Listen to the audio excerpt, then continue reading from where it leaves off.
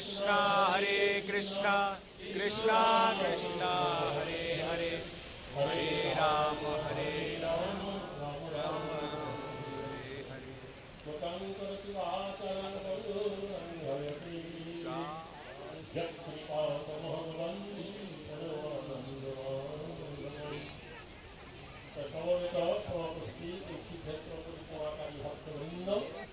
আপনাদের সকলকে আমি আন্তর্জাতিক কৃষ্ণ ভাগবত সংঘের পক্ষ থেকে হার্দিক অভিনন্দন এবং শুভেচ্ছা জানাচ্ছি।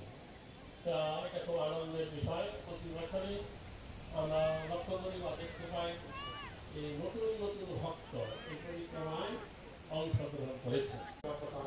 শুনলেন তার ভিতরে আনন্দ করে অবধি যে চক্রতীর্থ অবধি যে বলা হয়েছে মহানদী, এখানকার মহিমা সর্বাধিক।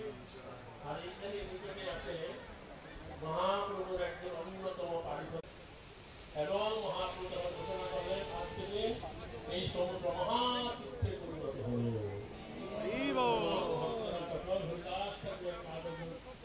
করলেন পরে সেটা হচ্ছে নীলাচল ধাম, নীলাচল।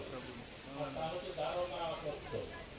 আর প্রতি বছরের রথযাত্রা করে নীলাচল থেকে জগন্নাথ যেখানে যান তাকে বলা হচ্ছে সুন্দরাচল। তা হচ্ছে